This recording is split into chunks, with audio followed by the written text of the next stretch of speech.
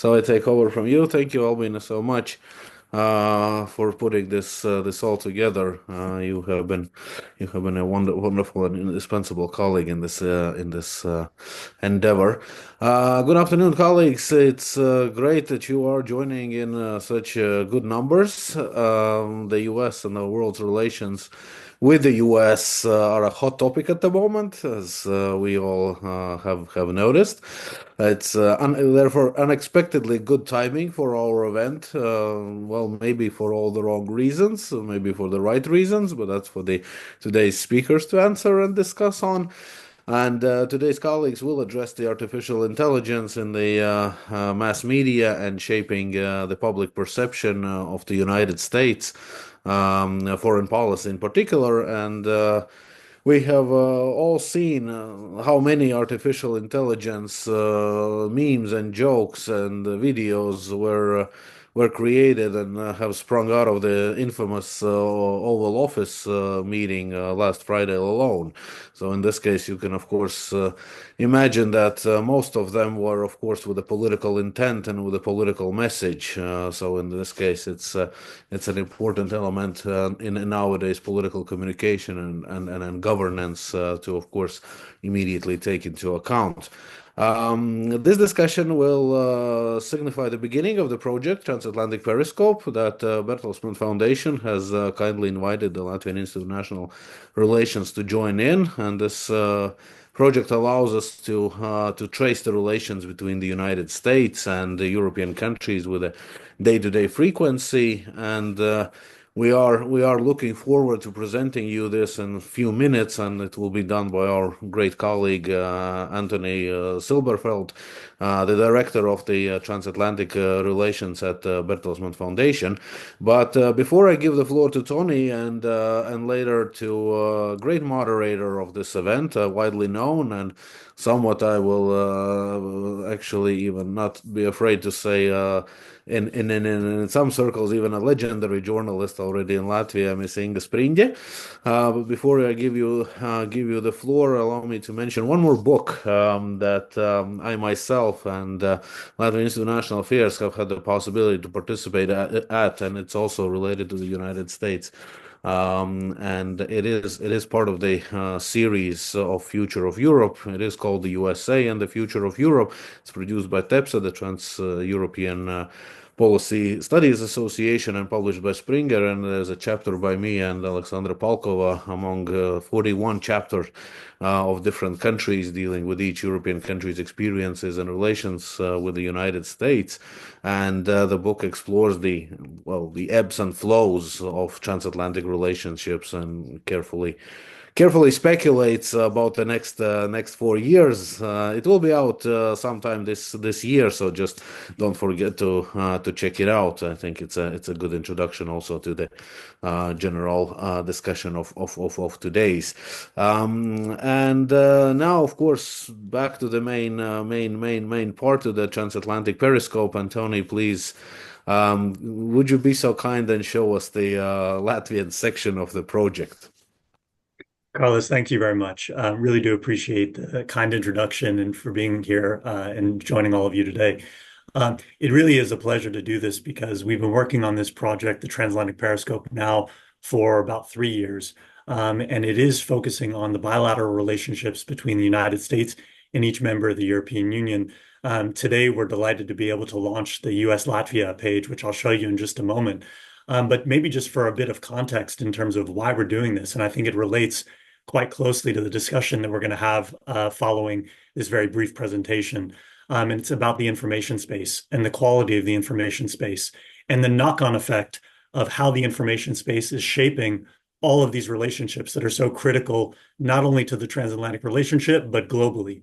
And so what we aim to do in this platform, which I'm going to pull up now, is create a platform that allows anybody who's interested in quality content that is vetted, that is credible, that lacks disinformation. This is a more challenging task. Every day we open up our computers and we try to find information, to try to find the credible signals in a universe of noise.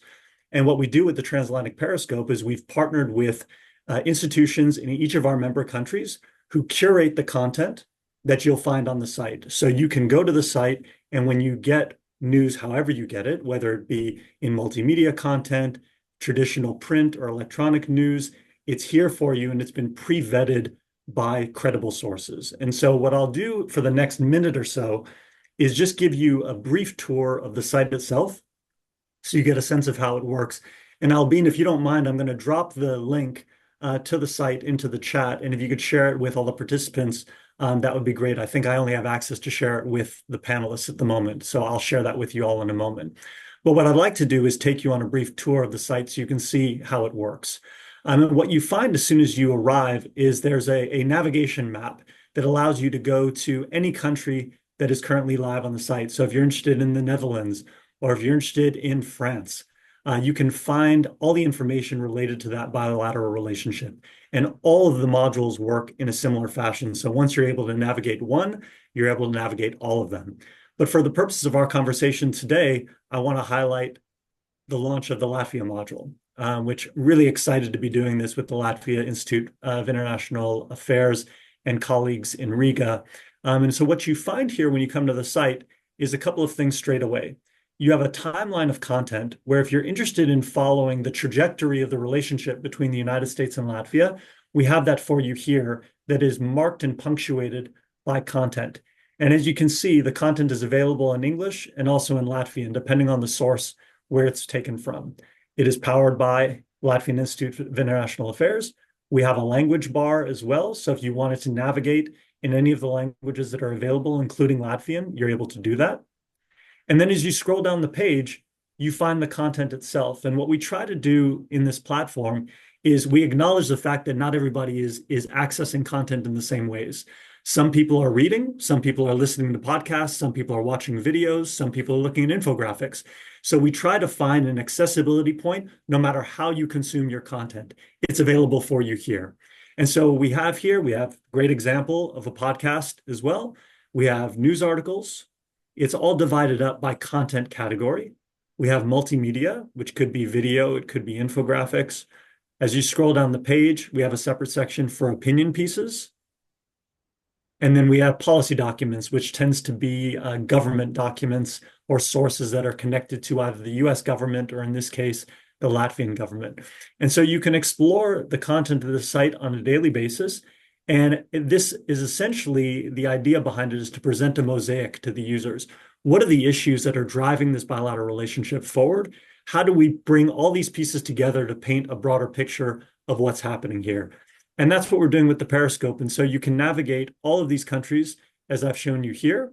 There's also a way to navigate the site through a thematic focus. So if you're not as interested in the bilateral relationships, but a more thematic area, we have the deep dives, which allow you to select a thematic focus. So if you're interested, for example, in transatlantic support for Ukraine, we have a collection of content that allows you to search by theme as well.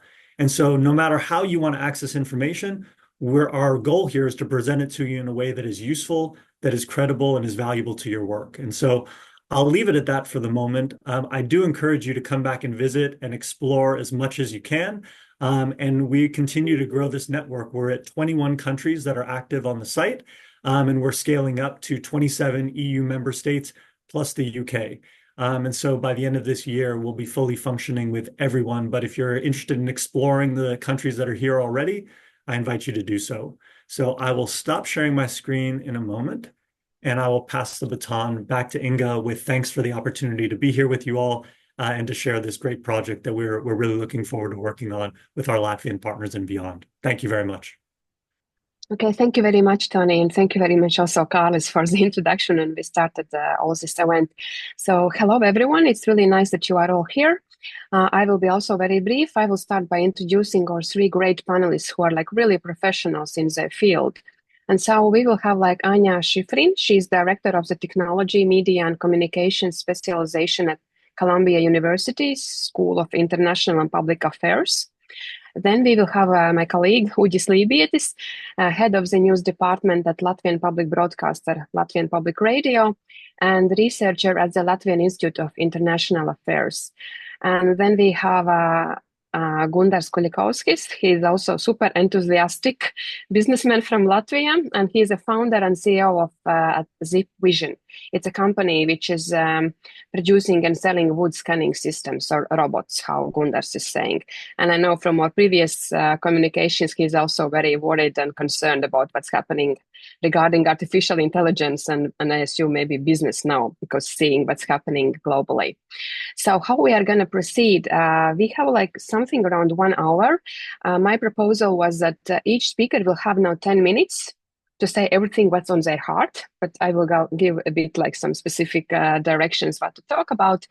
And then I will have follow-up questions, but please feel free to write already immediately your questions. I will see them and I will ask them also to our panelists. So of course it's planned for the end, but if you will have something already related to the ongoing discussion, I'm only that we are all engaged and have conversation more meaningful, like what our audience are interested. And so, hello, Anya, I will start with you. And my question would be, my suggestion, if you could talk, except you have something very specific you would like to talk, but about the impact of new technologies like artificial intelligence on traditional news media, both online and offline. And how do you see how it impacts the trust in news and information? Thank you very much, Inga. And by the way, congratulations on that terrific website or resource with news, trusted news. I think that's obviously really interesting, and I'll be telling my students and hopefully using it myself. I think that we're in a really bad situation at the moment, and I think it's going to get much worse. As you know, in many parts of the world, trust in media has been declining, especially in the US. And trust in media is obviously correlated with polarization and, with polarization, social polarization. So I think we've got a big trust problem on our hands. I think that it varies from country to country. So clearly places where there is trusted media, Swedish radio, I think is the most trusted institution in the country. The BBC is very trusted. But where you don't have a sort of public, where you have a lot of fragmentation, you get a lack of trust in media and you get a lot of polarization. So I think it's a tough situation. I think that when it comes to AI and new technology, journalists have done what they've always done, which is really try to adapt. So they've been using AI tools for all kinds of things. I was talking yesterday to Amy Reinhardt, who runs AI for the Associated Press, and she was saying that for transcribing interviews and for summaries, it's really fantastic. Julia Angwin was speaking to my class yesterday, and she was talking about how for data journalists, you can use a lot of AI tools to really gather and sort and clean data. So I think that's exciting. I think more worryingly will be the loss of jobs because journalists and editors are going to get replaced by these tools. I think that we're obviously extremely worried about the lack of regulation. The fact that once again, journalists really got burned by Facebook and Google. They took their copyright material, they took their intellectual property, they didn't compensate them, and they really helped accelerate the destruction of the business model for quality information. And I think we're seeing the exact same thing happen again with OpenAI and the other companies. So I think it's going to be really important for journalists to try to stick together, to negotiate collectively, to get proper compensation. And then finally, I would be remiss if I didn't talk about the new government in the United States. I think it's going to be very tough for small countries. I think what we're seeing is having someone like Elon Musk, who owns Twitter, in such a powerful position. As you alluded to, they're very good at social media. They're lying all the time. And they're bullying many, many other countries in the world. So I think that the emergence of AI and the emergence of this new government that just has total disregard for facts and journalism, attacks journalists, is going to make it a very tough climate for the coming years. Sorry not to be more optimistic. I already have a bunch of follow-up questions, but let's go around with the first remarks from all speakers. Okay, Udi, I will go to continue kind of this journalism genre, and then we can go to business side more with Gundars. I don't know what you want to say. You can say it, but I have a question for you. Do you see a difference between how American-Latvian relationships are portrayed like on traditional media and how much on social media where are like also like regular citizen engagement or we sometimes troll engagement? We don't know even who are the people behind these accounts. Do you see some kind of difference because you follow in both platforms and you work on both platforms? It's actually a very hard question to say directly about this one, but at first I would like to a little bit disagree with Anya and about the statement that AI will somehow come in place of the real person. And I've been thinking a lot about the meaning and the role of artificial intelligence and its tools in the work of journalists. And I would say that I totally agree with your colleagues who say that this is a wonderful, wonderful thing for transcribing interviews, for editing and making reviews. That is really helpful too. And I think that is the thing that is the future of journalism, that in a time when there is a lot of uncertainties about the political situation, about lots of divisions in societies, no matter which side of the ocean it is. During these times, the people will most probably come back to the trusted source of information. And trusted source might be a person you know. So it means that they will come back to a live person. And a live person is a live journalist, most probably, and not AI.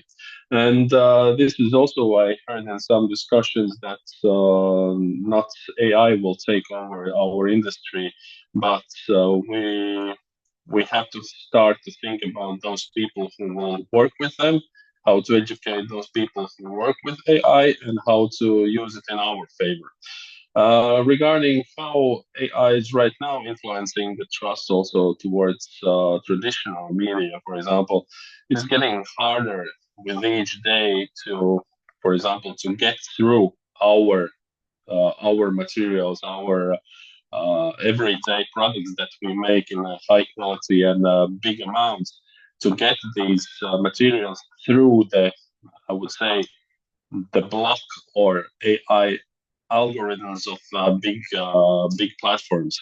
And this is quite challenging. And when journalists start to think a lot about their values, about values of journalism, about the quality of journalism, and to how to make a, I don't know, equilibrium between the necessity to attract your listeners, your viewers, and from the other side, you are facing these big technological monsters who are opposing you, and from one side you need them, from other side you hate them.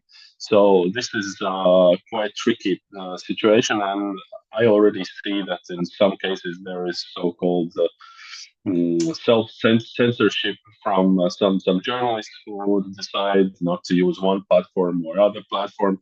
For companies and for media like us, it is quite challenging to choose.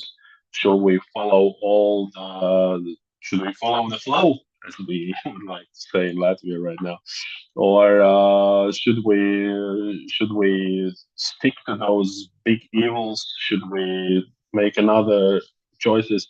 This is a big question right now, and I think this will gonna be complicated in months and years to come for sure. That's my starting remarks right now.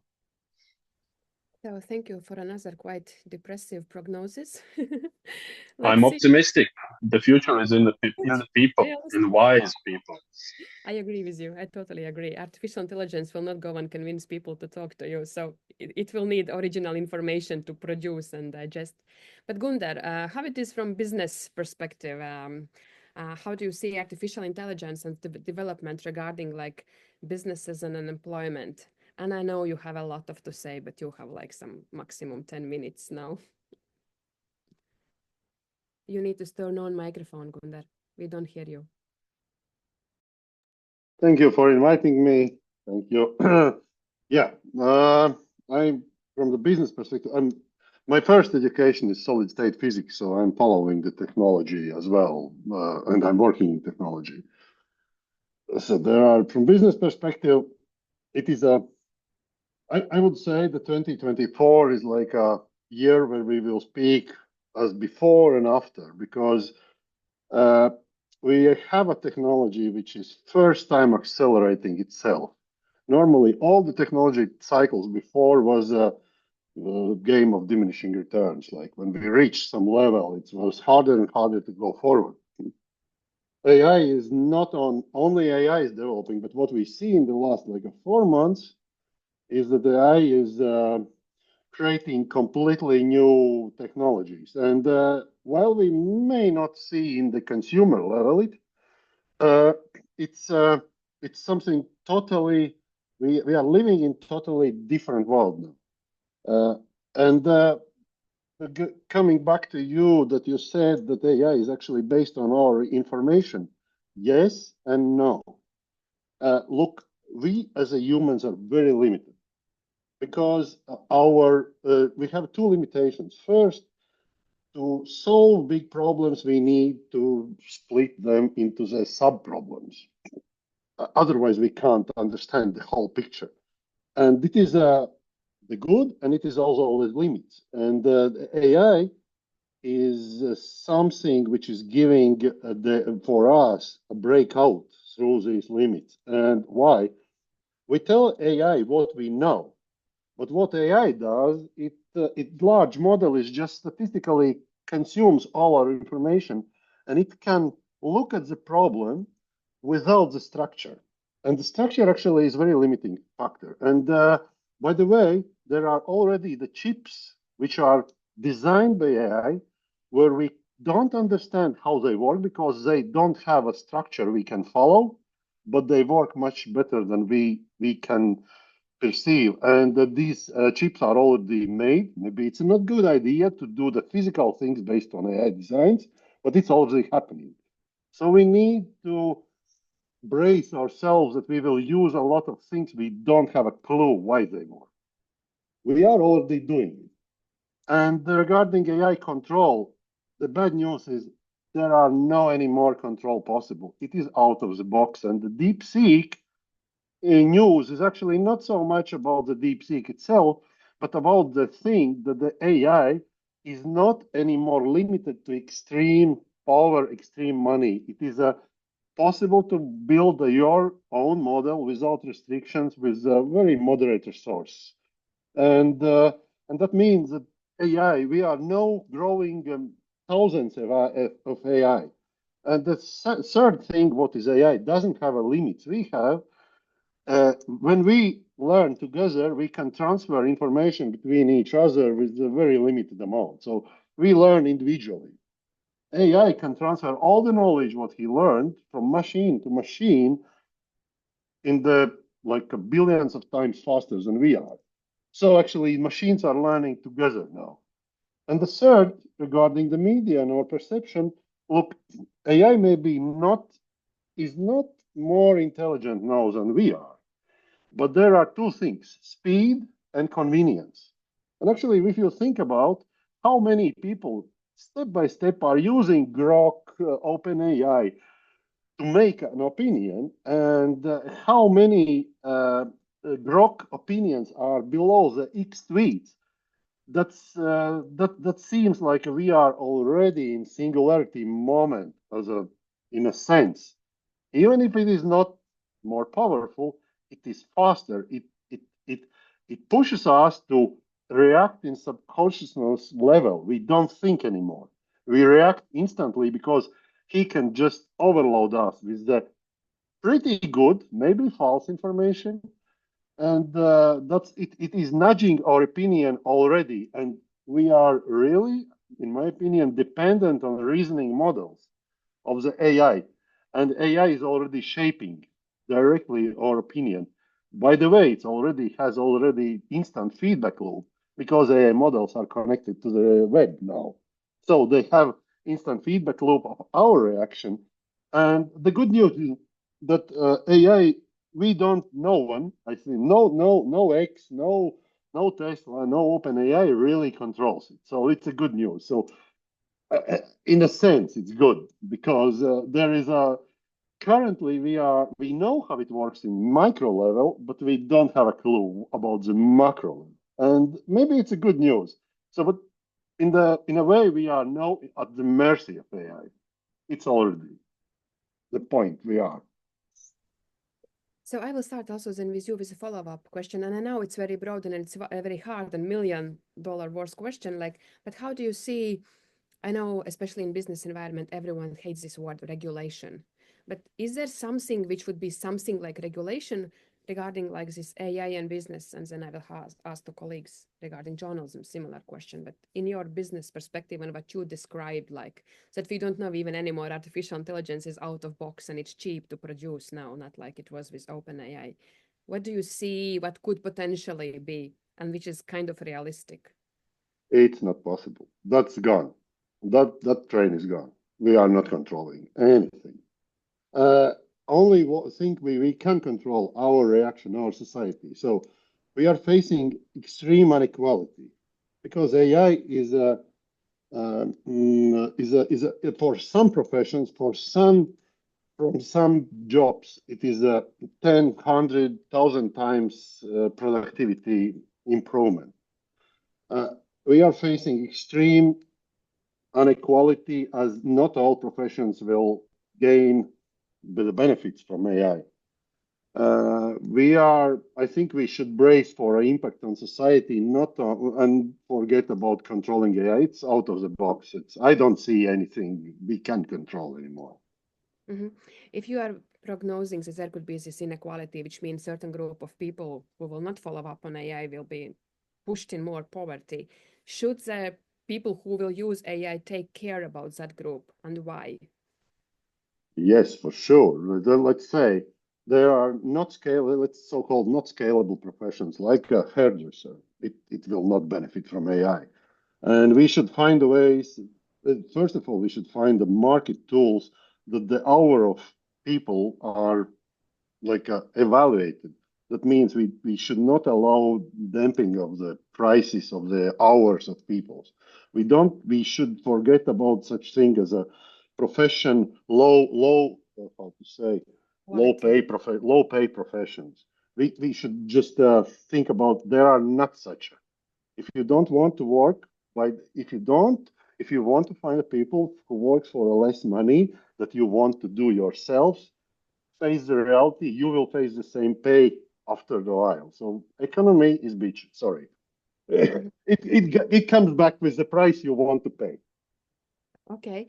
And now regarding kind of more to money earning, there is this like saying that Europe Union is like lagging back, like United States, which is like developing and innovating because of the regulation, like how we can in Europe, especially, and specifically now when seeing what's happening and how America is taking more distance, how we can earn actually to get some money from this.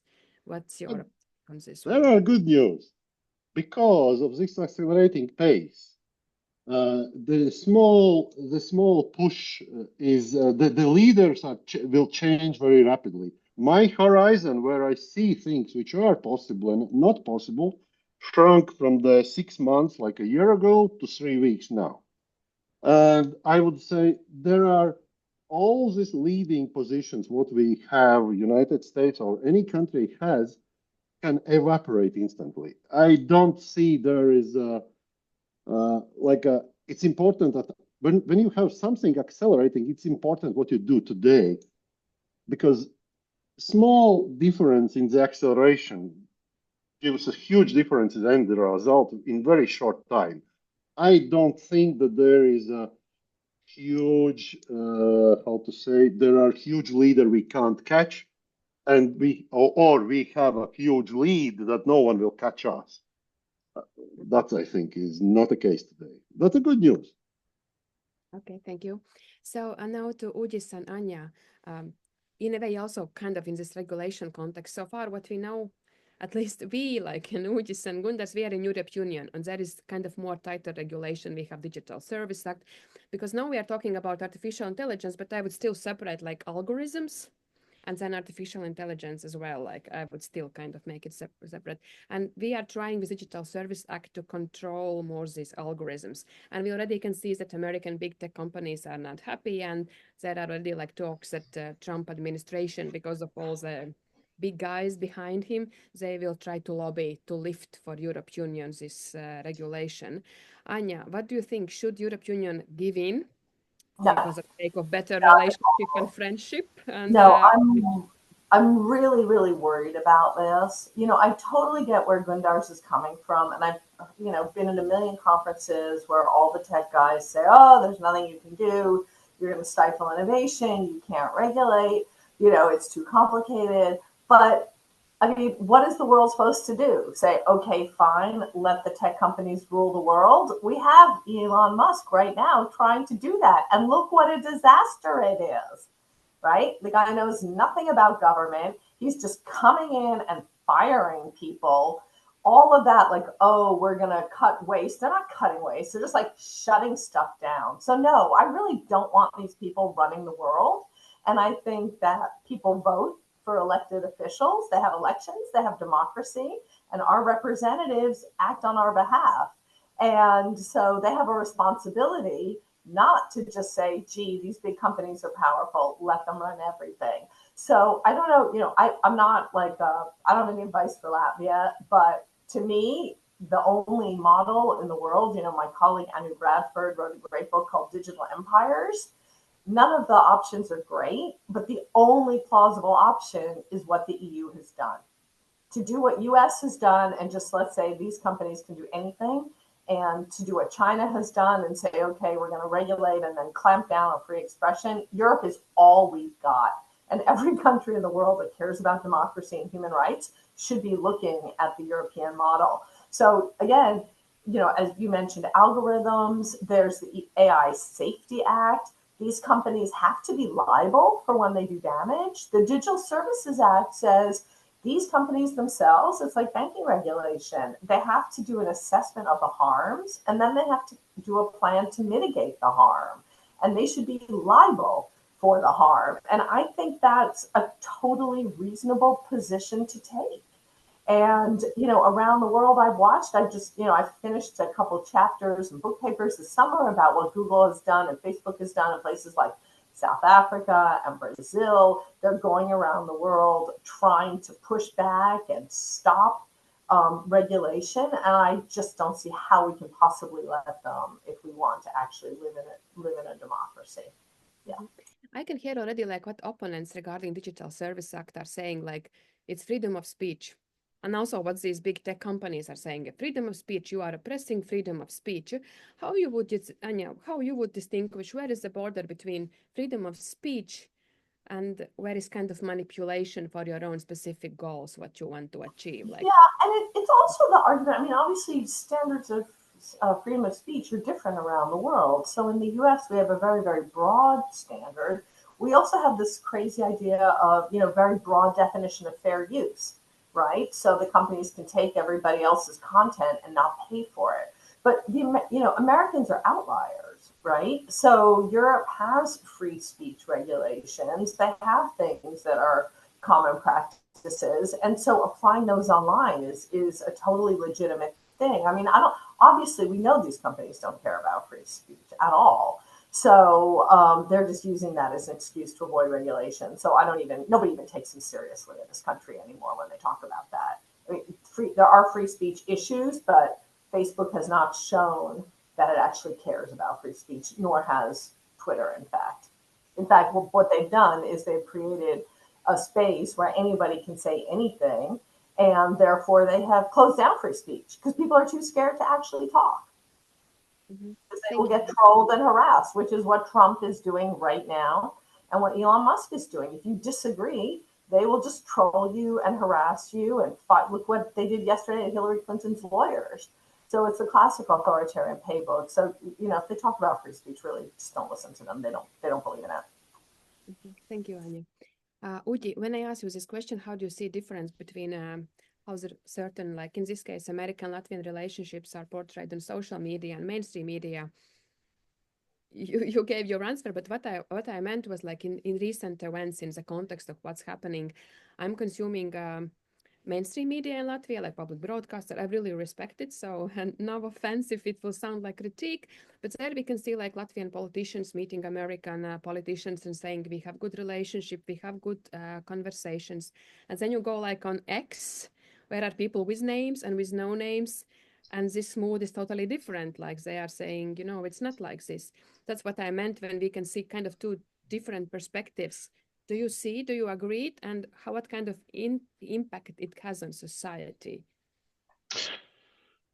Oh, well, I have this. If we speak about people who are on X on other platforms, I sometimes joke that many of those people are the ones who think they know the internet. So they not. It's not about how to use it, but they know that it's everything what's on internet or in public media, social media, that everything should be right. And this critical thinking and about all the content which is now available on social media and different platforms, this is the weak point, I think, in many parts of the world, including Latvia as well. Of course, every day when we prepare materials about any kind of subject, be it USA, European relations, Ukrainian relations, relations with Russia, etc., we still have to keep in mind that journalistic added value is this kind of going a little bit deeper in it and explaining and trying to explain it. Discussions and asking questions to representatives of political parties, of ministers, and presidents, or whatever. This is one of the things that somehow gives this ball, I would say, to our viewer, our listener, that they have to judge themselves as well. Our job right now is to provide as much as possible, more or less neutral information that bringing all together and making a big puzzle that each viewer, each listener can themselves judge what is right, what is wrong, where to look at. Our idea is not to be, I would say, propaganda machinery who will be the ministry of truth, who just says one subject and you have to take it as granted. No, we are still working the way that we are sometimes reporting about ugly things, about not about unpopular things, about different aspects of the subject. So this, of course, we include also our expertise. So we ask opinions from different other experts, but it together creates bigger picture. So we can consider ourselves only a small part of this bigger puzzle, and this is one of the also challenges probably of nowadays, that there are so many of these puzzle piece makers that it's getting harder and harder for average person to get to understand which source to trust. So this is why I will come back to my first remarks, that in these quite challenging times, people most probably will come back to the source they trust. And if they trust X or Facebook, you will not be able to convince me to convince him that that the other source of information is probably the right one. But you have to provide this we would say alternative or alternative opinion, alternative view. And from our perspective, it is, I can't say objective truth or objective situation, because I don't believe in objective journalism. So, but we are trying to do our best to provide the maximum that we can, representing all the sides and giving our bigger picture. It's a bit funny that you are mentioning this word alternative, because it always we said about other sides that they are providing but because and now we are like the ones providing alternative news. Yeah, and they think that we are providing alternative truth. We think that somebody else is providing alternative truth. This is the reality we live in, by the way. So the question is about, like you also mentioned in your first remark, like it's hard to get through these information bubbles, especially through algorithms. Like we know Facebook and X platform, they consciously diminish visibility of media content. Also, Mark Zuckerberg canceled now in America fact check program, but to make it for freedom of speech apparently, but they suppress news from mainstream media. So can you give some tactics or tricks? What are you doing trying to get through these bubbles? Well, there have been recently quite big discussions. For example, in Latvian public media, I could say that I could speak about Latvian radio side and Latvian TV side. We are now on this one legal entity. However, the discussions have been different.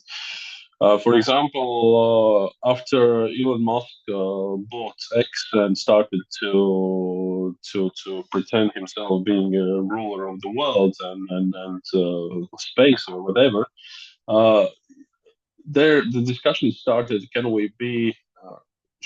Are we obliged to be there in the place which is considered a big trash bin from some perspective? And some journalists, we know also that internationally, also in the States and in some European countries, some big media outlets decided to quit X and to move to other platforms. So, for example, to move to Blue Sky, which is it was a trendy thing in Latvia some months ago.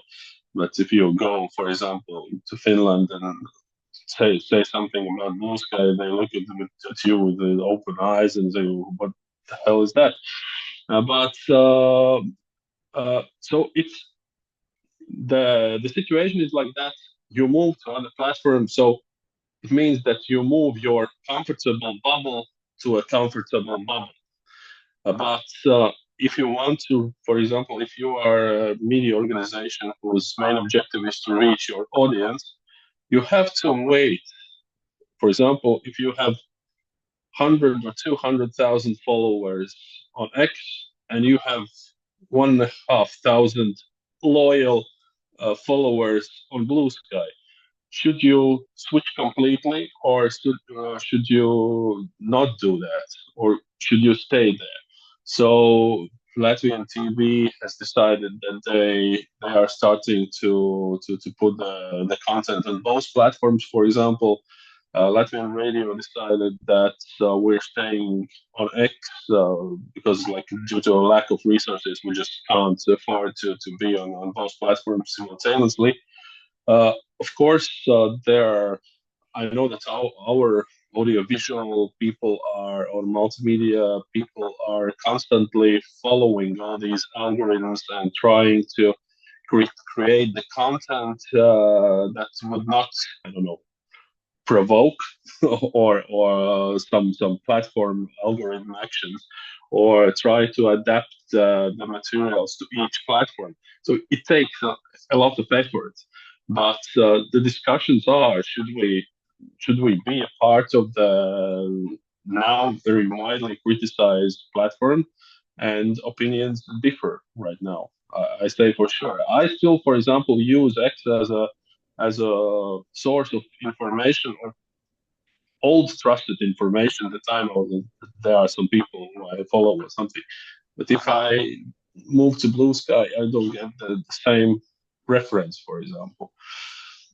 Mm-hmm. Thank you very much. Albin, no, I don't see questions, especially if I'm sorry, a bit like background information. If I'm checking a chat, I don't see questions. So maybe you can just forward them and post in our chat. I can talk if nobody else wants to. I'm sorry? I can speak about trust. I thought Ibis's points were really Yes. interesting. I would like to ask you about trust, Anya, and also I wanted to ask a question for you. How do you see, because you are also expert in technologies, can we somehow hack technologies also to get our content or like our message out? I mean, in this case, our is mainstream media, but also like different opinion, not only which is now this very conservative, but many researchers shows that the next now conservative messages content is more prioritized, at least to have like balance. Do you see something how we could do this?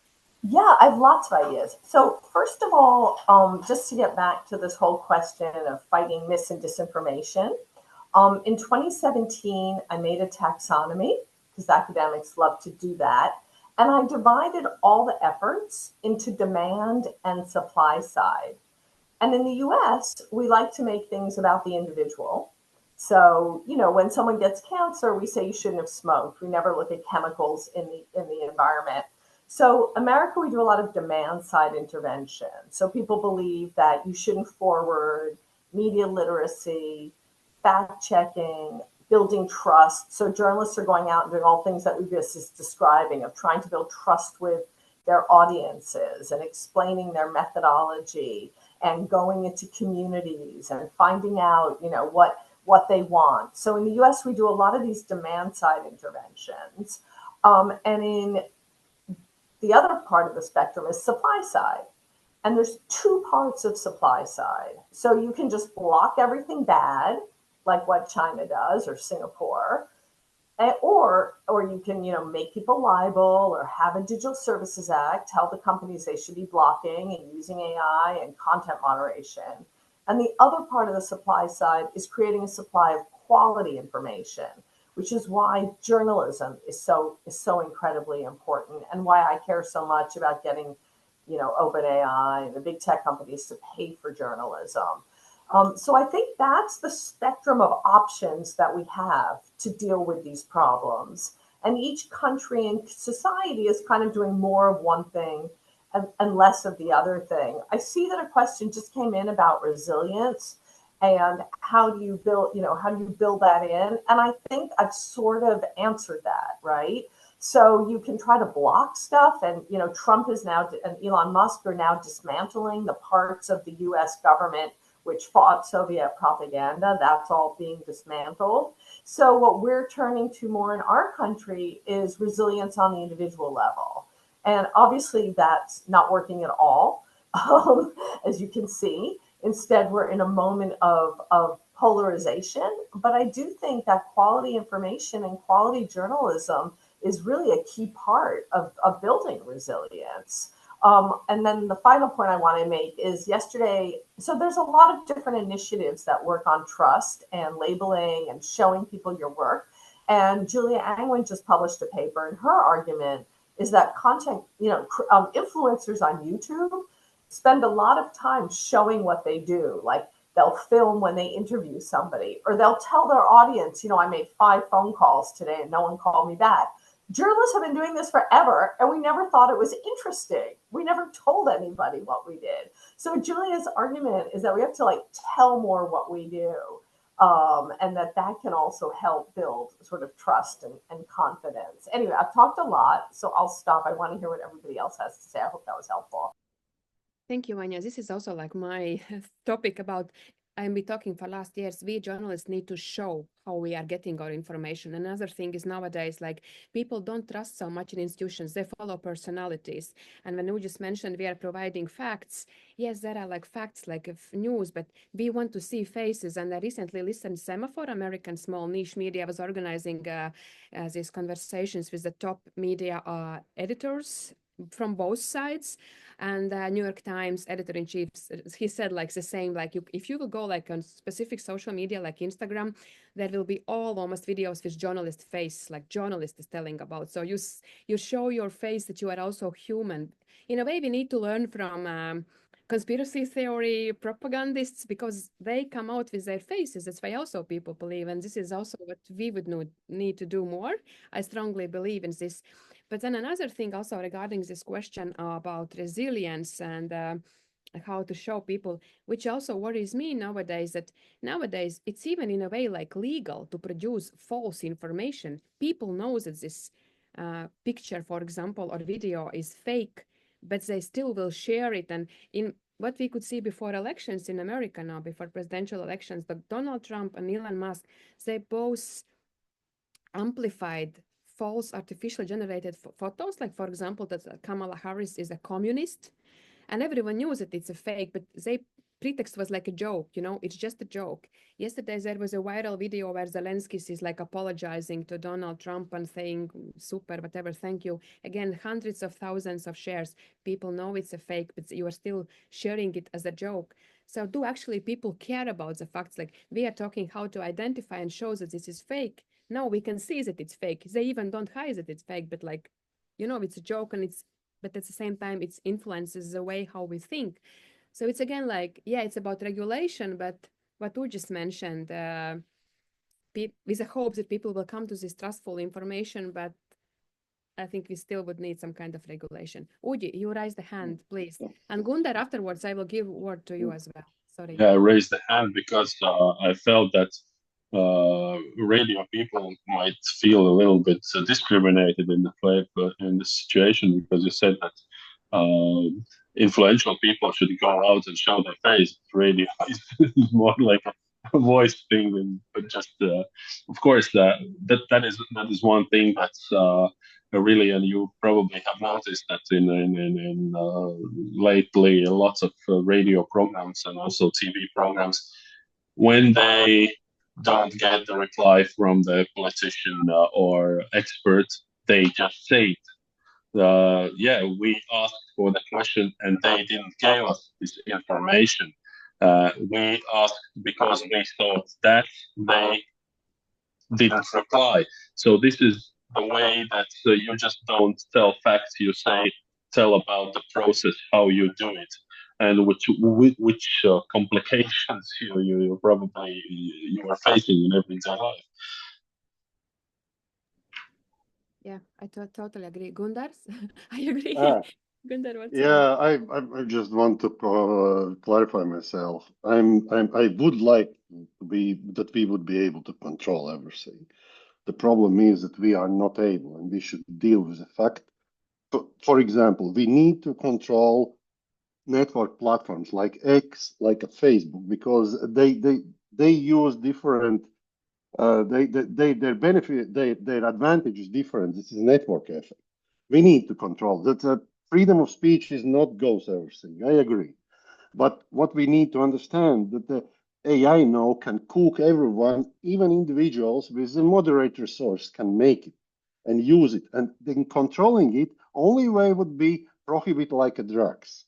You are not allowed to grow a plant of weed in the basement. You are not allowed to cook AI. That would be the only way how we would control, because the technology is so easy now that this would be the level of control we would need to really control it. And that's why I'm saying that we need to think in a way how we deal with it when we know that we are not able to control. And that's my point. Just to think about, for example, the human interaction. In the future, we can't rely on digital information. We can't rely on records anymore. And we need to make a bigger value on interaction between human to human. We need to somehow increase the value, make it like a luxury that everyone wants to have direct conversation, because anything out of direct conversation would be very suspicious in very short term, and it's like the digital things are becoming less and less trustworthy. That's what we need to deal with. That doesn't mean that we don't need to stop like X by making a complete BS for the people, and that doesn't mean that we don't need to protect people from misinformation. But we need just to understand the reality. what we can do. Sorry, Gunther, I think we understand the reality. It's already, we understand there'll be many books, whatever. The question is, and I know it's hard to control and we can't, to put policemen to every tweet and whatever. But the thing is like, not all people are able to, analyze the information. And so there should be some kind of control. We can't just let it because that we know that like this is happening. There should be some kind of... we can't, like, we don't say go to the drugstore and figure out where the pill works. Yeah. Right? We don't say go to the grocery store and figure out whether there was poisonous chemicals on your vegetables. Like, that is the role of the state, in fact. Yeah. So maybe my next question will be, and also we can see questions from audience, like what we can do on a government level. And one is like to safeguard information space. And another thing would be, I still would want to go a bit also back to about this launch of this new section about EU and not EU, but one like Latvian and American relationships. Like, how do you see how they will shape now in this context, and maybe more niche, like regarding artificial intelligence? Maybe this question more for Gundars from this businessman perspective, business side, like with which countries you have business now, and how do you feel how it will be impacted now by seeing what America is doing? And then maybe for Udis and Anya, you could think meanwhile what could be done on a government level, what governments could do to make some kind of regulation or roadmap. So Gundar, about business. From the business perspective, it's still like two separate roads. Like as we speak as a businessman, as we communicate, as we communicate and cooperate, and something on the political level. And unfortunately, geopolitics now is made on the Twitter at the speed of Twitter. But we are not following. The business is still not following this speed. Business is doing still very greatly and hoping that this heat will someone will take heat off of this discussion and things will come to normal. I don't know. It's possible, but at least the business is not like following this trend and still hoping that there will be the common sense somewhere. But do you still an impact like your business? You said that your partners... Not yet. We are cautious. We are nervous. We are like maybe we are a little bit taking back, like not planning for a very long time, but that's somehow it's too separate like worlds. And still, the public opinion made by X and the business relationships which are made in much longer time, much slower, and which much better ground than the tweets. What are your main worries? Like you said, you are like nervous. What are your main worries from this business perspective? What could be all this strange set of the tariffs and actually this regionalization, that the global world that we will not be able to communicate, learn from each other, work with each other, and share with each other the knowledge. So that's something is a real time worry. After the year. Okay, thank you. Uji, what we could do on a governmental level do you see something how to protect this information space or regulate in a way? Well, I think currently we are quite actively fighting for protecting journalists. And as you might yourself remember, that is quite a challenging thing because it is very easy to offend any journalist who tries to provide any kind of information that is not going according to somebody's plans or somebody's wishes. And the protection of real quality journalists is probably one of the big challenges that we need right now. And this would somehow also move forward this understanding that there are actually real people behind real stories, and that it's not about AI who can generate whatever they want. They are real people who are doing their real job, and that they need to be treated as, I don't know, any other kind of person who does their job properly. This is the thing that as we recently have come to the conclusion in discussions with justice system representatives of police, that there's still a lot of misunderstanding and different understandings of what a true journalism is, what journalists do actually. And there are lots of, I have a feeling that also from the police side, there are lots of people who trust more what is said on X or any other platform that what about when the journalists say about, I don't know, physical attack towards them or emotional attacks.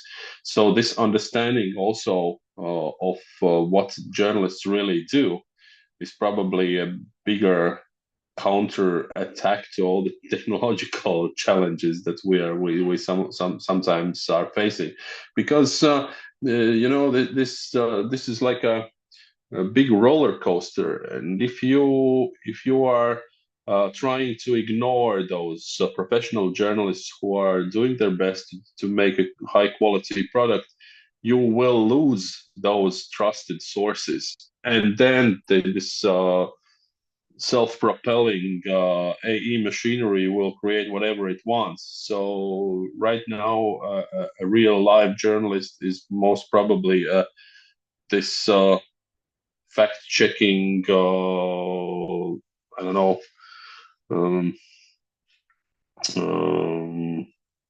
the voice of wisdom or something like that in all the big chaos that is going around sometimes. Isn't it also in a way like our own journalist faults that we haven't, like what we discussed before, showed more how we are doing our works, that showed our faces, like explaining, like even for policemen who maybe trust more on X content, some anonymous accounts. This is also like a reason that why journalists need to tell more about how they do the work, where do they get information. Well, exactly. It's like if you will just try to Google memes about what journalists do, and this understanding that we are just sitting, putting the finger in the nose and gathering all the tweets in one bigger article together. Well, that is not exactly the thing, and it's very hard to tell people that your very important job, what you do, is actually not as interesting as probably being influencer and I don't know, filming cucumbers in the shop and telling that's the future of our planet. I really don't know, but I'm probably sarcastic right now. But and I think the journalist is just one of the professions where we face this hard reality that this outer core, outer side of many professions is not very interesting and not very attractive to be followed, probably. But of course, if we open up ourselves a bit and do it more openly, we can only hope that somebody catches this, and because somebody catches our openness and starts to follow us, probably. I still believe if you would once show, like, for example, how you have this morning editorial meetings to decide what will be news of the day, it could also show like people that it's not like there is some invisible boss who is saying you need to report on this and exact. Yeah, the government representative who is showing us a plan what we will should report about. Yeah, so I really believe it could in a way show. And also just for a background information, especially if there are some foreign listeners and foreigners, actually public broadcaster trust is quite well in Baltic countries. Like in Estonia, it's the highest, but in Baltics, it's an average 50% of society trust, comparing to America, where it's like 10 to 20%. And even in America, when I'm hearing all these discussions, it's also always question when you what do you mean by media when people ask, do you trust in media? Because this kind of general answer is like 10-20%, but then you ask, do you trust like in local media? And it will be much higher, this trust. So it's also a bit like stereotypes that, you know, people don't trust anymore to media. If they wouldn't trust, then some specific politicians wouldn't attack us so much. So there is an impact of job, and I would say that to give more also like optimism that people trust to us. Anya, what do you think? What could be done on program? I think we're coming out of time. So maybe my last right, as far as I know, but I wanted to just answer one of the questions. And I wanted to say that there's a whole lot of groups that are trying to push more labeling and content verification. So you have the Content Authenticity Initiative. There are other people that will be releasing some tools next week that journalists can use. You have the Journalism Trust Initiative. You have the Trust Project. So you have a lot of journalism organizations that are sort of, I don't know if it's really, it's sort of self-regulation, where they're putting their policies or their ownership online, their criteria, like how do they handle corrections or where do they get their information. Even the New York Times now tells you a little bit about the journalist underneath the byline. You know, this is Anya, she did X. The Guardian will label when a photograph is old. So I do think one of the questions was about that. How can we identify which news is authentic and credible? And I think that there are a lot of these initiatives, you know, whether people pay attention, whether they care. So I think there are initiatives trying to do that, and hopefully that will build trust. But, you know, what I'm seeing, like when I started teaching my disinformation class a few years ago, you know, my students thought, oh, we don't need that. It's only stupid old people that don't understand what's online.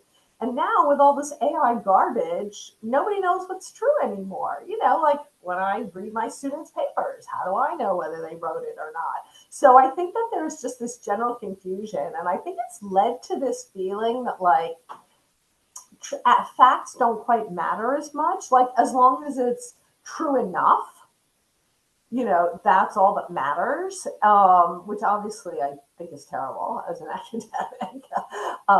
But anyway, so that's what I wanted to say. I know we're running out of time here. No, we are not out of time. We have still 6 minutes, so don't worry. Okay. We are finished at 15, so don't worry. But it was very good points which you mentioned. I would like to make some short summary. I don't see questions anymore. I see several questions, but I think in general we answered to them, like what we could do on government level and EU level and what could be done. Do any one of speakers have some remarks which you would like to say, like you have on your full heart? Is there something you would like to mention? Anya, please. Mm-hmm. Yeah, to get back to regulation, I think there's so many things that can be done. And, you know, the EU AI Act has tiers of risk, and really dangerous uses of AI just shouldn't be allowed. And then different levels have to be monitored more closely. So journalist use of AI actually isn't considered a high risk activity. I think that the people in the sort of AI safety world think a lot about algorithmic transparency. So I think that's a big push that people want. And I think that, you know, with all of these things, it's going to be a big question of who can implement and how can they do it. We're already seeing that with the DSA. You know, there's some countries that really know how to regulate, they have a lot of expertise, and there's other countries that don't. So I think it may vary from country to country, but I certainly think that there's enough ideas out there for sure. Mm-hmm. Uji, you want to say? Oh, yeah, I would probably tell one thing, which is this is an agreement between our public service media that whenever we use artificial intelligence in our job, we are obliged to tell that we are doing that. And no matter what, at the end of the day, the person, the live real person is the last point of reference, I would say, who takes the responsibility for all this. It reminds me. Last year I was in Radio Days Europe, where the representatives of all the public and commercial radio stations came together, and it was a very interesting experience to know that, for example, in the United States, also in Europe, in some countries, there are, for example, artificial intelligence program hosts, for example, or 100% AI-led radio programs. Or, for example, even in the morning, there are two hosts. One is a real person, and the second would be Anya Schifrin AI. And if Anya is not available on air today in the morning, so Anya Schifrin AI is taking her place, and we are having discussion. And it led me to think about one thing, that it would be really interesting right now to see, for example, if I am on air with a AI Anya, and we are having a discussion about, for example, European-American relations in these regards, and taking into account that I'm European, and on the other side is probably AI, which is fed in United States. So it would be a quite interesting discussion what comes out from this conversation, and who will be trusted more. Yeah, which would I think we already know that audience trust in AI news is very low. I think that's what the surveys say. Yeah. But I do think, you just that you're very optimistic. But I think, remember a couple of years ago, didn't Axel Springer start cutting reporters and saying they'd replace them with AI?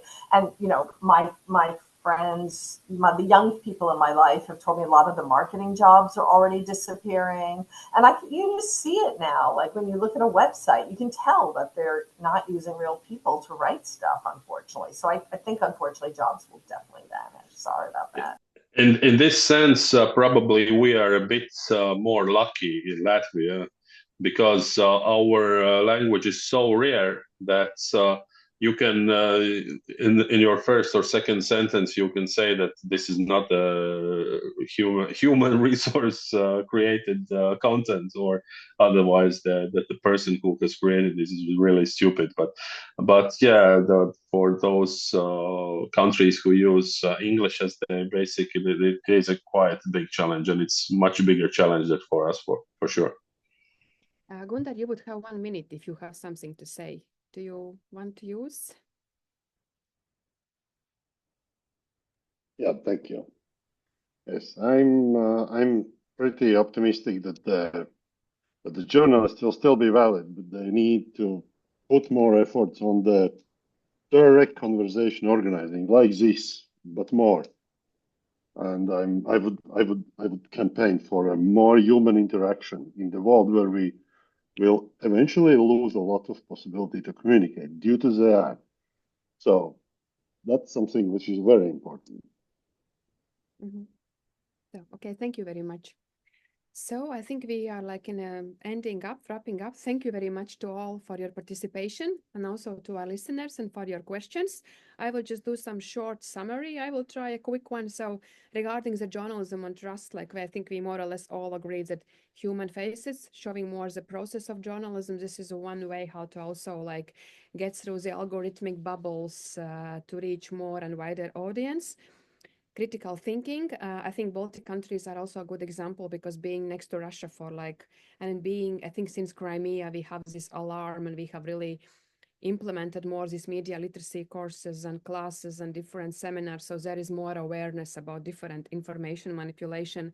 Also on governmental level, like we also have like legislation regarding AIs that we need to show specifically now during we have elections coming, municipality elections, that this content should be marked. And also what you just said, we are doing in a media content that you show that is artificially produced. So you put some labels. Also, like on governmental level, we can see like state chancellery, we have special Stratcom team which is monitoring information space. So this is what it's already like on different levels, what's being done. And I think Baltic and also Nordic countries are in a way like step ahead, maybe because again of this neighbors threats threats we have been all the time here. But yes, we need to keep our mind open, and let's see what will happen now, even more when artificial intelligence are coming, and this people are even more aware that this is not maybe correct information, but it's still disseminated, so how to still increase this resilience. I think that's it. Thank you very much. Let's explore the new section on a new, not on the new website, but on the website, which we saw and which was presented. And have a nice evening.